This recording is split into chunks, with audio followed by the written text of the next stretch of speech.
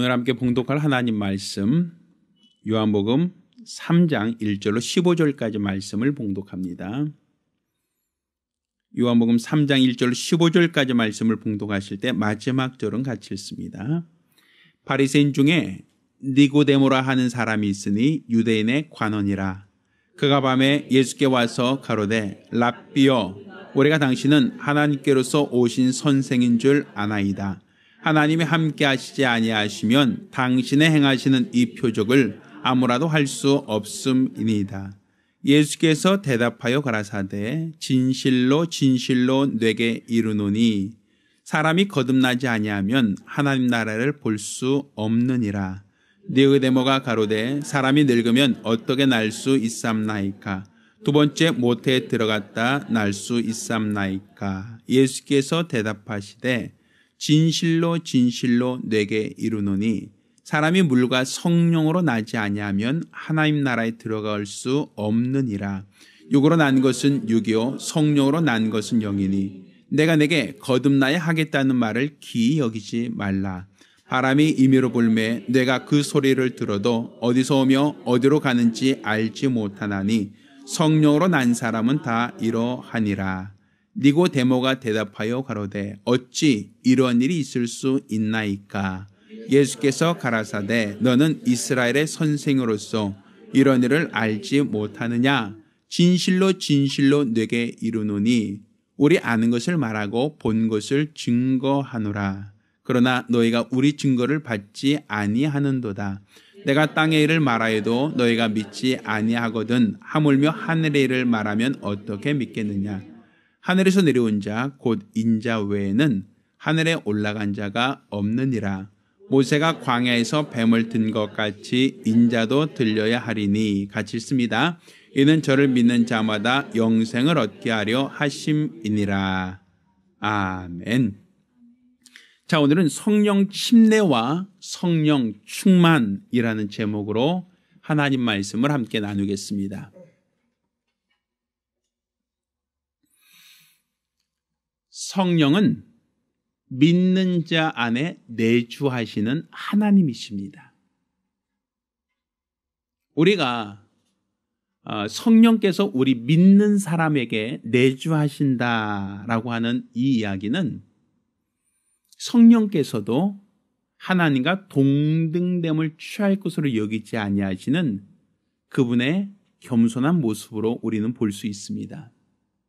이것은 우리 주 예수 그리스도께서 하나님과 본래 동등하신 분이시지만 동등됨을 취할 것으로 여기지 아니하시고 자기를 비워 종의 형체를 입고 이 땅에 나타나셔서 죽기까지 복종하셨다라고 하는 빌립보서 2장 말씀처럼 분명 하나님과 동등되시지만 육체를 입고 있는 그 동안은 하나님과 동등됨을 취할 것으로 여기지 않으셨던 것처럼 성령께서도 본래 하나님은 무소부지하신 분, 없는 곳이 없는 모든 곳에 충만하신 분이 바로 하나님이신데 하나님의 영으로서 임하시는 성령께서는 모든 사람에게 임하시는 게 아니라 모든 곳에 충만하신 것이 아니라 그분은 믿는 자, 곧 예수 그리스도로 인하여 죄사함 받고 하나님을 아버지라 부르는 그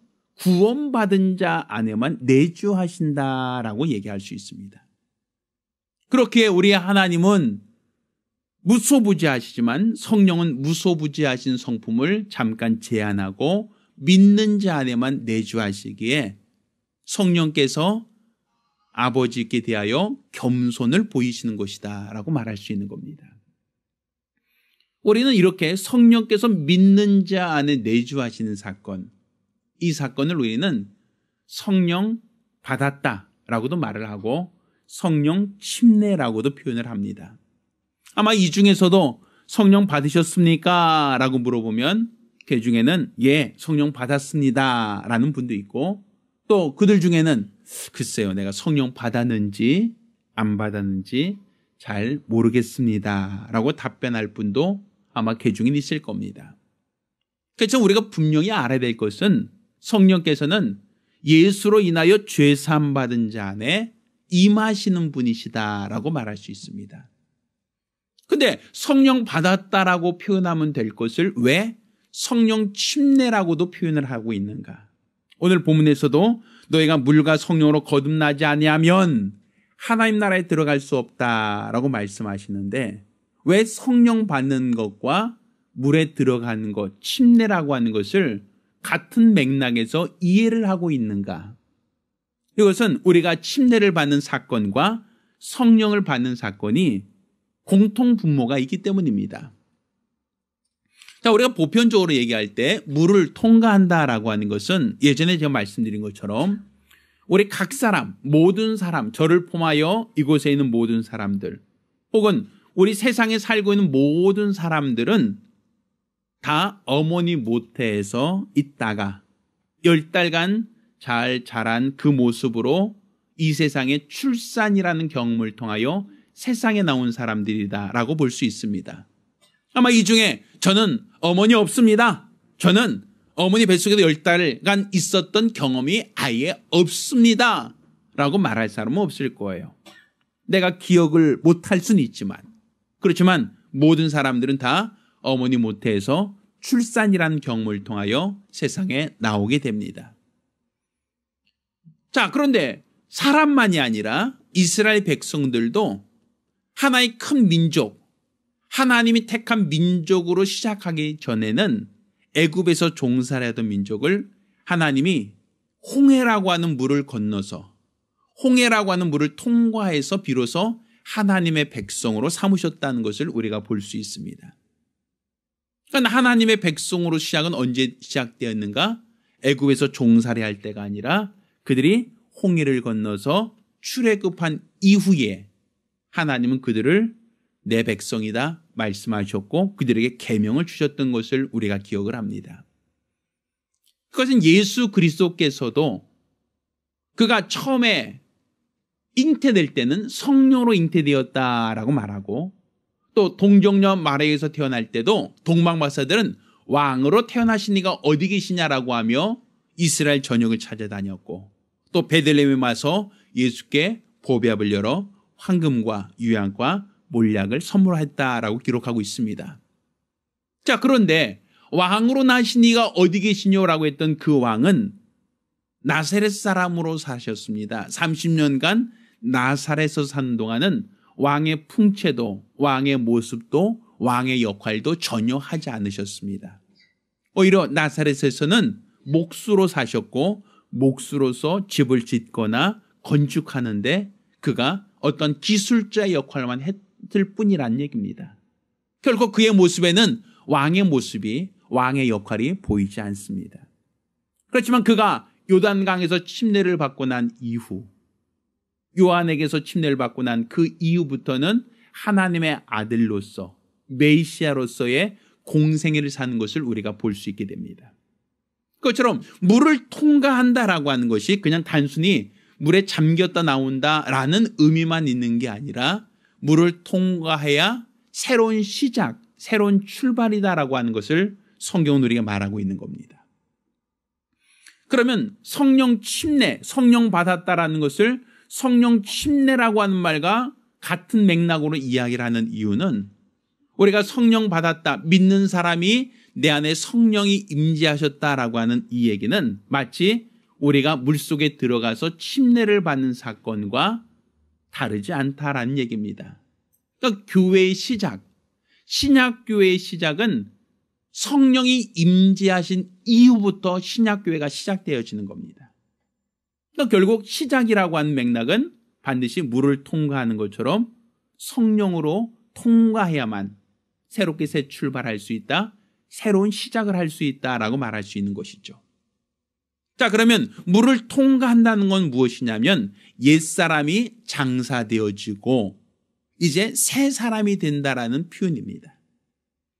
그러니까 우리가 물속에 침례를 받을 때 옛사람이 장사되었다라는 표현을 하죠. 그리고 물에서 나올 때는 그리스도와 연합된 새 사람 되었다라고 우리는 고백하지 않습니까? 자, 우리가 태중에 있는 아이가 어머니 뱃속에 있는 양수라고 하는 물속에서 있다가 세상으로 나올 때는 이 탯줄이라고 하는 그동안 살았던 그 아이가 영양을 공급하였던 탯줄을 반드시 끊게 되어 있습니다. 아마 여러분이 어머니 모태에서 출생했다라고 하는 경험을 잘 모르겠다면 여러분 배에는 배꼽이 있는지를 검토해 보시면 됩니다. 이 배꼽이 바로 탯줄의 흔적이기 때문입니다. 그러니까 내가 10달 동안 어머니 뱃속에서 자랐지만 그 자란 동안은 무엇을 통하여? 탯줄을 통하여 영양을 공급받고 탯줄을 통하여 공급된 영양을 가지고 그 아이가 10달 동안 무럭무럭 자랄 수 있었지만, 그렇지만 세상에 나올 때는, 출산할 때는 탯줄을 끊어버린단 말입니다. 그동안 내가 살았던 그 모든 것을 끊고 이제는 어머니 뱃속에서 나오는 그 순간부터는 독립된 인격으로, 법적으로 독립된 신분으로 내가 스스로 먹어야 하고 내가 스스로 호흡해야 되고 내가 배설해야 되고 내 스스로 살아야 되는 독립된 인격자가 되는 겁니다. 그러기 위해서는 반드시 탯줄을 어떻게 한다? 끊어야 된다는 얘기죠. 자, 이스라엘 백성도 애굽에서 430년간 종로로 타는 동안 처음에 애굽으로 들어갈 때는 70명밖에 들어가지 않았습니다. 그렇지만 430년 동안 애굽에 있는 동안 마치 모태에서 아이가 무럭무럭 크듯 많은 숫자, 많은 인구가 될 만큼 번성하였던 것을 우리가 알 수 있습니다. 그렇지만 그때는 바로의 지배를 받고 바로가 주는 것을 먹으며 바로가 제공하는 환경에서 살며 바로의 종으로서 살았던 시기였습니다. 그렇지만 그들이 하나님의 세우신 자 모세를 통하여 애굽을 나오게 될 때 홍해를 건너는 그 순간부터는 더 이상 바로가 따라오지 않습니다. 바로가 추격하지 않습니다. 바로가 그들의 왕으로서 역할을 하지 않습니다. 홍해를 건넌 그 이후부터는 더 이상 바로는 그들에게 간섭을 하지 않습니다. 마치 탯줄을 자르듯 바로의 손아귀에서 완전히 벗어났습니다. 그리고 그들은 하나님의 계명, 곧 십계명에 따라서 인도받는 하나님의 백성으로 그들은 역할을 하게 되는 것을 보게 됩니다. 그리고 물을 통과한다는 것은 옛사람이 완전히 장사되어지는 것, 곧 애굽에서 종살이하던 신분, 종이라는 신분이 완전히 장사되고 물에서 나올 때는 하나님의 백성으로 새 출발하는 것을 말하는 겁니다. 예수 그리스도께서도 물을 통과하기 전, 요단강에서 침례를 받기 이전에는 나사렛 사람으로 사셨습니다. 목수로 사셨습니다. 요셉과 마리아의 아들로 사셨습니다. 그렇지만 그가 요단강에서 침례를 받고 난 그 이후부터는 더 이상 목수로 돌아가지 않습니다. 목수 역할을 하거나 아니면 나사렛 사람으로 고향으로 돌아가지 않습니다. 그는 하나님의 아들로서 메시아로서 그에게 주어진 삶을 살았던 겁니다. 그것처럼 물을 통과한다는 것은 과거를 완전히 끊고 새로운 시작, 새로운 출발을 하는 겁니다. 그러니까 우리가 성령 침례라고 하는 것도 결국에는 우리가 성령을 침례로 표현하는 것은 옛사람이 어떻게 되고 장사되고 이제는 성령으로 인도받는 새로운 피조물로 새 출발하라는 얘기가 되는 겁니다. 그럼 우리가 과거에는 누구하고 연관되어 있었습니까? 아담의 자손, 혈통으로 본다면 아담의 뿌리, 아담으로부터 대를 이어서 우리가 혈통적으로 난 죄의 속성을 갖고 태어나게 됩니다. 우리가 침례를 받을 때는 그 옛사람을 완전 장사하고 새 사람 되듯이 우리가 성령으로 침례를 받는다는 것도 더 이상 과거 옛사람에 속하지 아니하고 성령으로 인도받는 새로운 피조물이 된다는 얘기가 되는 겁니다. 그래서 우리가 성령을 받는다는 것을 성령 침례라고 표현하는 겁니다.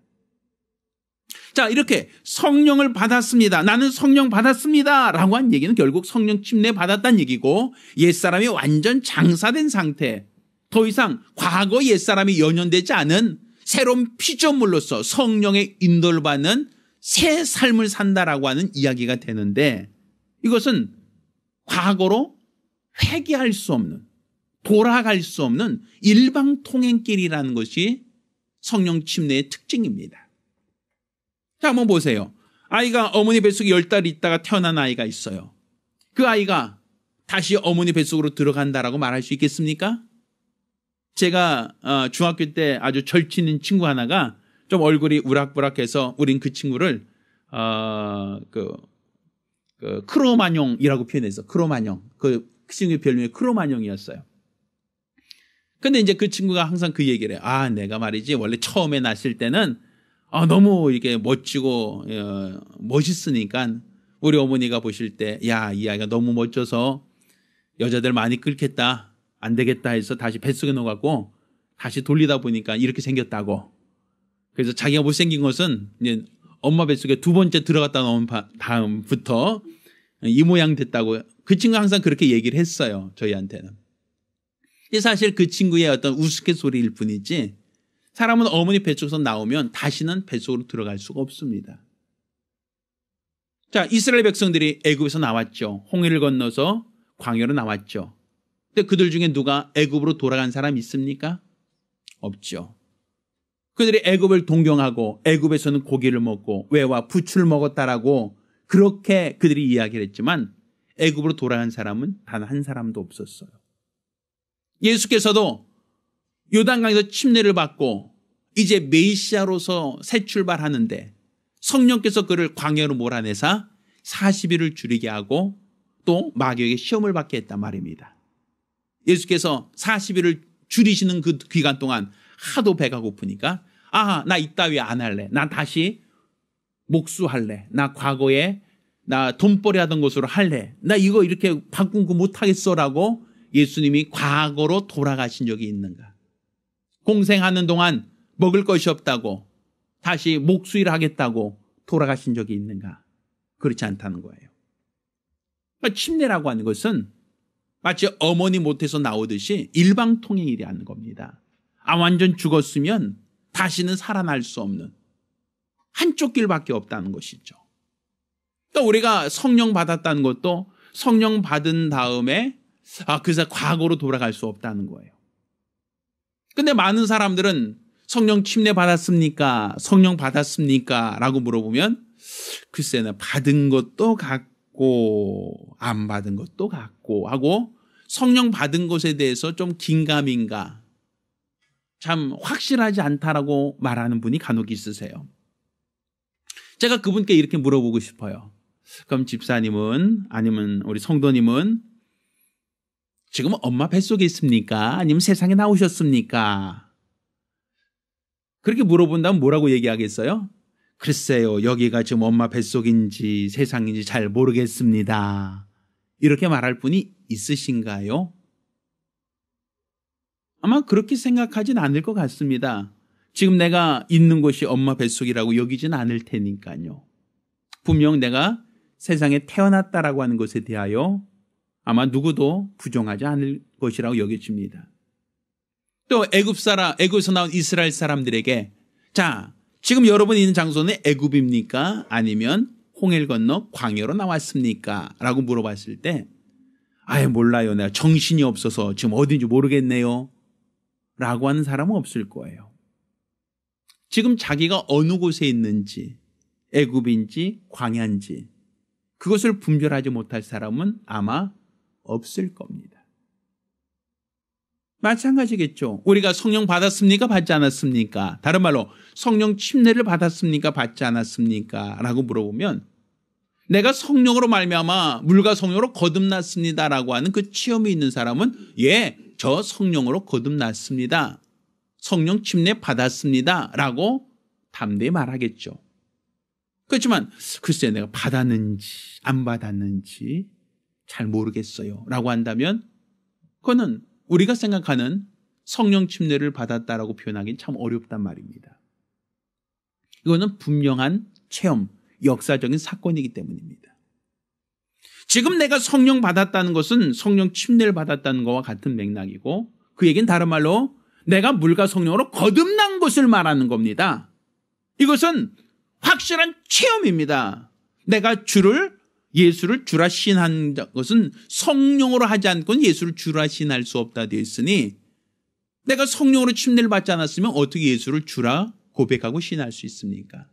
내가 구원받지 않았는데 어떻게 성령이 내 안에 내주하시며 나를 변화시킬 수 있겠습니까? 곧 내가 성령으로 침례받았다. 곧 성령 받았다는 것은 단지 내가 방언을 말하는 것뿐 아니라 예수를 주라 시인하는 것을 통하여 우리는 확실하게 성령으로 변화되어진 성령으로 거듭난 자들이라는 믿음의 고백이 될 수 있는 겁니다. 여러분 성령 받으셨습니까? 성령 침례 받으셨습니까? 아직 긴가민가합니까?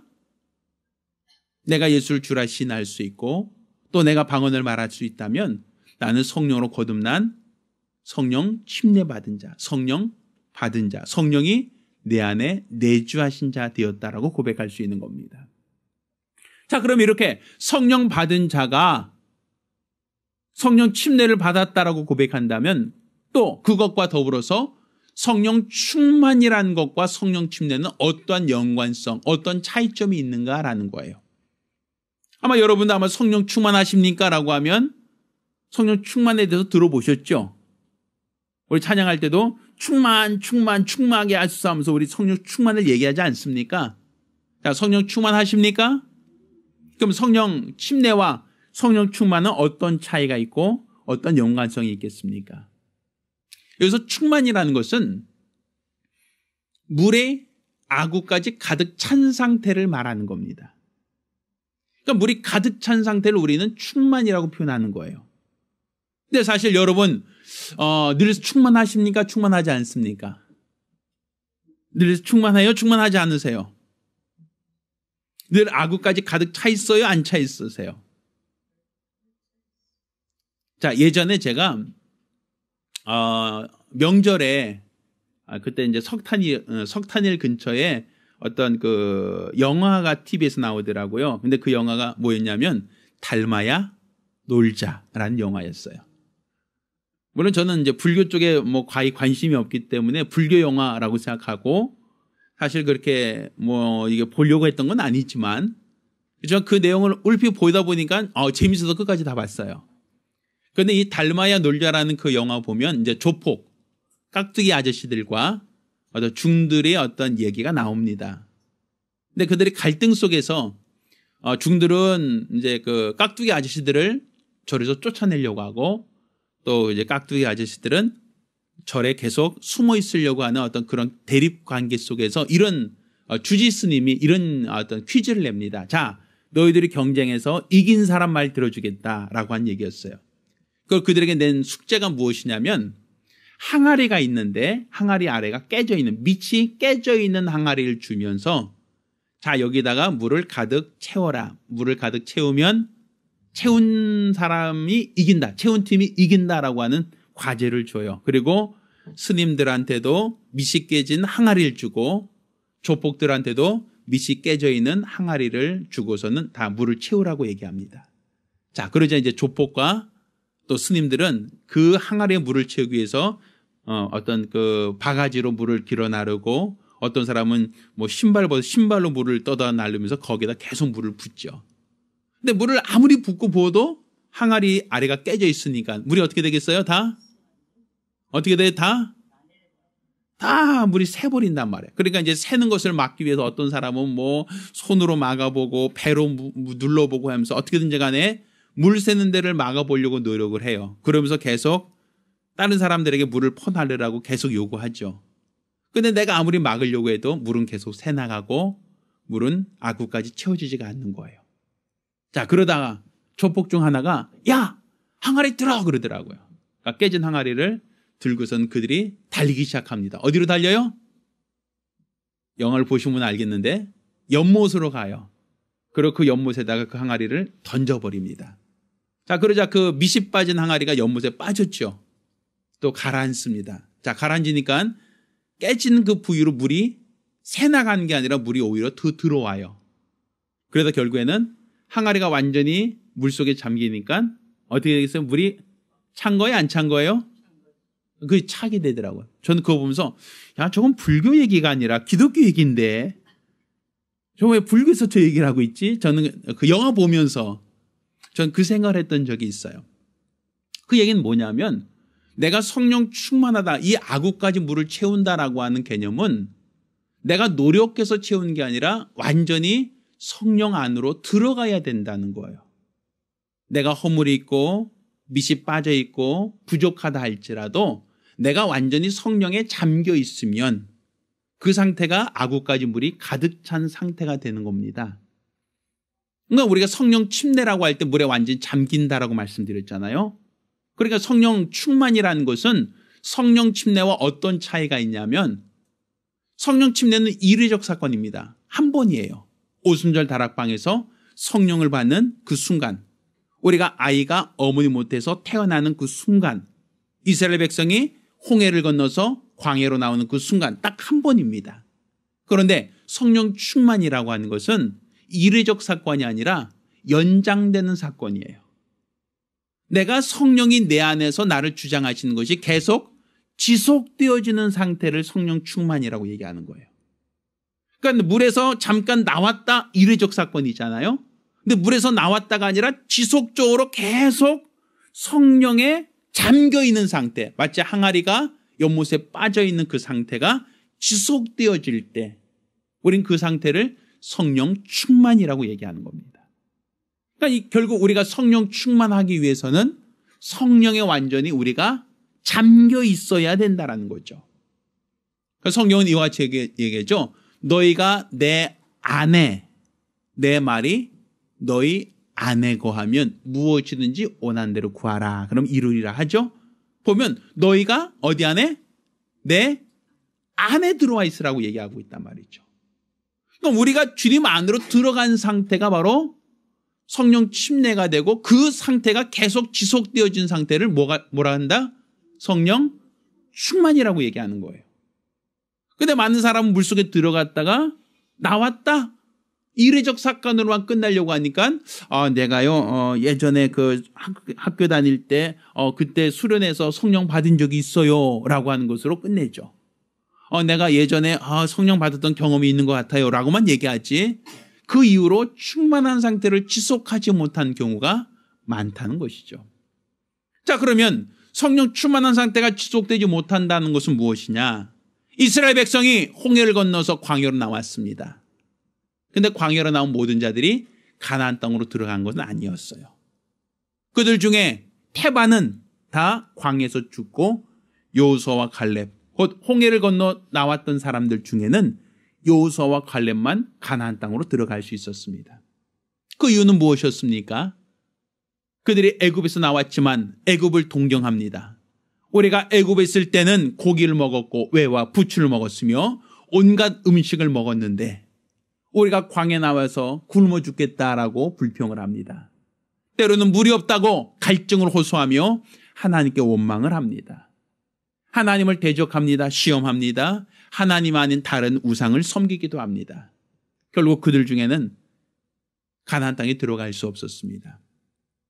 하나님은 광야에서 주신 계명, 곧 십계명을 지키고 그 말씀대로 하나님을 경외하고 하나님을 믿고 하나님을 따르던 자들만 가나안 땅으로 인도하셨던 것을 우리가 볼 수 있게 됩니다. 결국 우리가 성령 침례받았다는 것은 이례적 사건이지만 그 이례적 사건으로 끝나지 않고 그것이 연속적인 사건으로 되기 위해서는 성령 충만해야 될 이유는 우리가 성령 충만하지 않고서는 우리가 길을 잃어버릴 수 있기 때문입니다. 내가 예전에 성령 받았습니다 라고 얘기하는 것은 구원받았다는 증거는 될 수 있습니다. 그렇지만 구원받았다는 그 증거는 될 수 있다 할지라도 그가 첫째 부활에 참여할 수 있겠는가라고 할 때 우리가 성령 충만함을 지속하지 않는다면 그 누구도 첫째 부활에 참여할 수 있다라고 장담하기는 어렵다는 얘기입니다.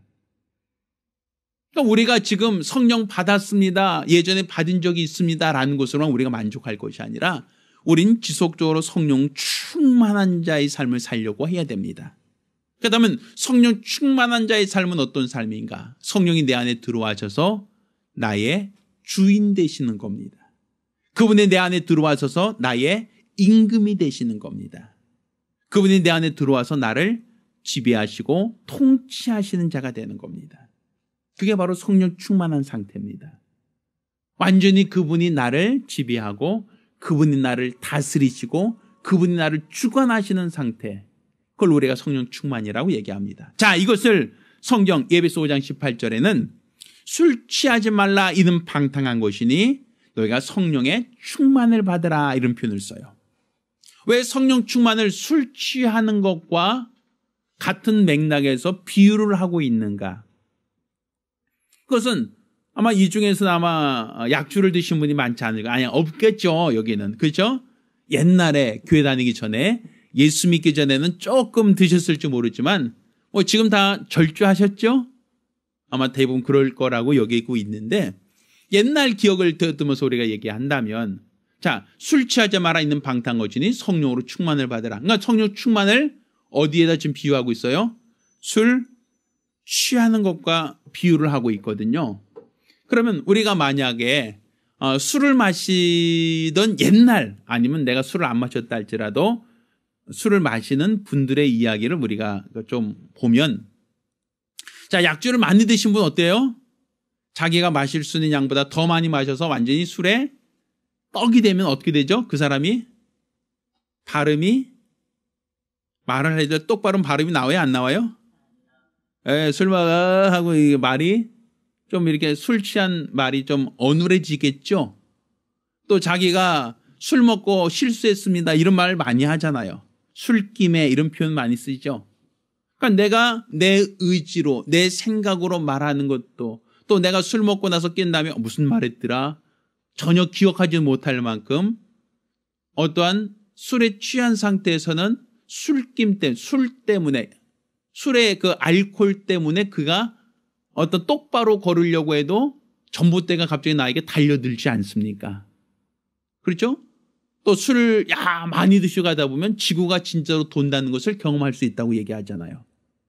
이것은 우리가 그 사람이 똑바로 걷고 싶어도 술을 취하면 똑바로 걸을 수가 없고, 내가 똑바로 말하려고 해도 술을 취하면 내 감정이 통제가 안 되고 내 이성이 통제가 안 돼서 실수할 수도 있다라고 얘기하지 않습니까? 그러니까 술을 많이 드심으로써 그냥 길거리에서도 그냥 어떤 경우는 누워서 주무시는 경우도 있고, 어떻게 보면 우리가 생각할 때는 이 사람이 이래 라고 할 만큼 굉장히 인사불성, 어떤 잘 관리가 잘 안 됐죠. 근데 우리가 성령을 취했다, 성령 충만하다라는 것을 왜 이렇게 술 취한 것과 비교해서 성령 충만함을 받으라라고 말하는가 하면, 성령이 충만한 상태에서는 내가 방언으로 기도할 때 내가 무슨 말 하는지 내 의지로 기도하는 게 아니라는 거예요. 내가 무슨 말은 하긴 하는데 내가 하고 싶은 말로 기도하는 게 아니라 그냥 혀가 알아서 자기의 그냥 하듯이 성령으로 기도하게 된 상태. 우리는 그것을 성령 충만함으로 방언을 말한다라고 표현하는 겁니다. 또 성령 받으면 권능을 받고 예루살렘과 온 유대와 사마리아와 땅까지를 지킨다라고 했는데, 우리가 그냥 맨정신으로는 잘 못해도 술김에 하는 경우들이 있죠. 간혹가다 사람들이 맨정신으로 안 되니까 술김에 뭐 하겠다라고 하듯이, 내가 맨정신으로는 잘 안 돼도 성령이 나를 주장하시면, 성령이 나를 감동하시면, 성령이 충만한 상태에서는 사람들 앞에 부끄러워하지 아니하고 복음을 담대히 전하는 증인이 되는 경우를 우리가 많이 볼 수 있지 않습니까? 그러니까 우리가 성령으로 충만하라라고 하는 것은 그분이 내 안에서 나의 주인 되시고 나를 다스리는 것을 말하는 겁니다. 내 생각대로, 내 임의대로, 내 판단대로 사는 것이 아니라 성령이 나를 주장하시는 사람, 성령이 감동하시는 사람, 성령의 인도를 받는 사람이 된다라고 말할 수 있는 겁니다. 그래서 우리가 과거에 성령 침례 받았습니다, 내가 예전에 성령 받았습니다라는 것으로 우리가 경험이 있다면 이제 그것으로서 만족하고 그것으로서 이제 됐어라고 우리가 만족할 게 아니라, 우리는 이스라엘 백성이 광야로 나온 것으로 만족하고 거기 주저앉은 게 아니라 약속의 땅 가나안 땅으로 가는 여정 속에 끝까지 하나님의 인도를 받았던 것처럼, 지금 내 안에 성령이 충만하다 한다면 지금 내게 주신 하나님 말씀을 지키며 내게 명하신 주의 걸어간 뜻대로 살려고 하는 복된 자가 되어야 됩니다. 성령 충만한 자는 자기 임의로 사는 자가 아니라 성령의 감동을 받고 성령이 지시하신 대로 성령의 인도를 받는 자가 성령 충만한 자라고 말할 수 있습니다. 따라 저와 여러분 모두가 성령 침례 받은 것으로 끝나지 않고 이제 성령으로 충만한 자, 성령 충만함으로 성령이 지배하시고 다스리고 주관하시는 거룩한 성도가 되어지기를 예수 이름으로 축원합니다. 할렐루야. 기도합니다. 우리 같이 기도하실 때 주여 나로 성령 충만케 하여 주시옵소서. 내가 과거에 성령 침례받은 것으로서만이 아니라 이제 내 의지와 내 생각과 내 감정이 아닌 성령이 주장하시는 사람, 성령 충만한 예수의 사람 될 수 있게 해달라고 간절히 사모하며 한 목소리로 기도합니다. 이제는 우리 주 예수 그리스도의 은혜와 아버지 하나님의 극진하신 사랑과 보혜사 성령님의 교통하시고 역사하심이 오늘 이와 같이 성령 침례를 받고 옛사람이 장사되며 이제 그리스도의 예수 안에서 새 사람 되어 일평생 성령 충만함으로 예수의 증인되기로 열심한 우리 모든 성도들과 가정들 위해 이제부터 영원까지 함께 있을지어다. 아멘. 우리 하나님께 영광을 돌리겠습니다.